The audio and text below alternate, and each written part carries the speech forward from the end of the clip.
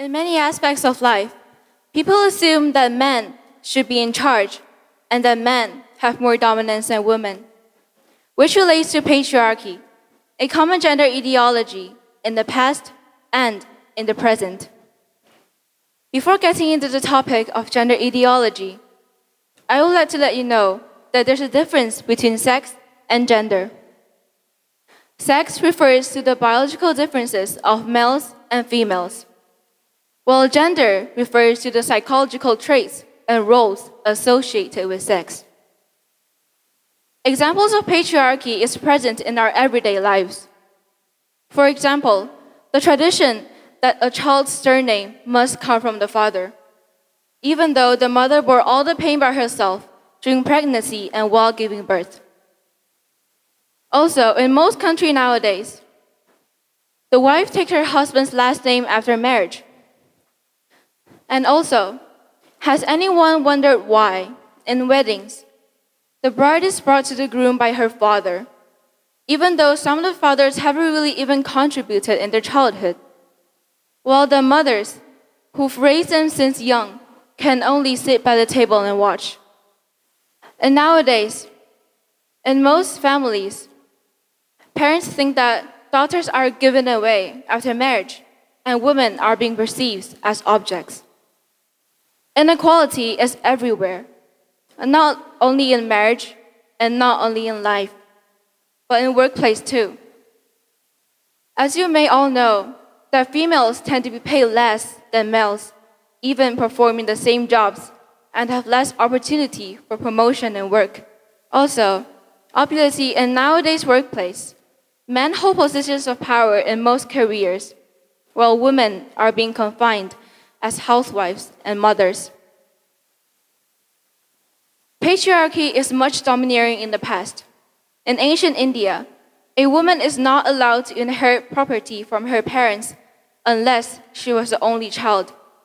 And due to the Hindu law, child marriage, female infanticide, and domestic violence is commonly seen. You may wonder, what does female infanticide means? Female infanticide refers to the intentional killing of infant girls.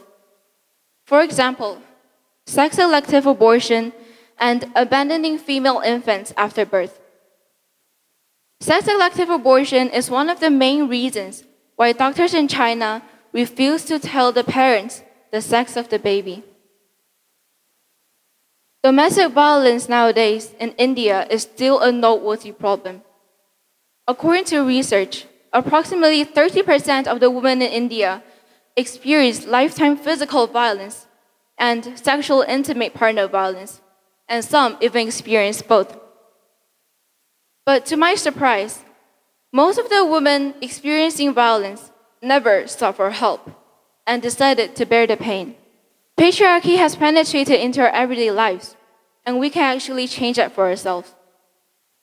According to statistics, men apply for a job if they meet 60% of the requirements, while women will only apply for a job if they meet 100, which reflects that women are more careful about potential failures than men. And it is proved that women remember failures longer than men, which is an advantage in most situations, but it holds us back from trying, and we need to have more faith in ourselves. You may wonder, why does female follow all the requirements? And there's a reason to explain this phenomenon. I think it's pretty obvious that in school, girls perform relatively better than boys on hygiene and following the rules. And boys who don't obey the rules are often punished, and is less commonly seen between girls. And this is one of the main reasons why females tend to follow all the requirements through their rest of their life. As I mentioned earlier, men get promoted more than women. There is actual evidence that sometimes women do need to meet more requirements than their male colleagues to be promoted. According to McKinsey's report, men are hired and promoted because of their potential, while women are because of their experiences. So one advice for girls: Don't be ashamed of trying and don't be afraid for making mistakes. And as the saying goes, failure is the mother of success, and you miss every shot you don't take. Throughout centuries, men have been in charge of the most important roles no matter work or life, and stereotypes of the roles of men and women nowadays is still present in the society.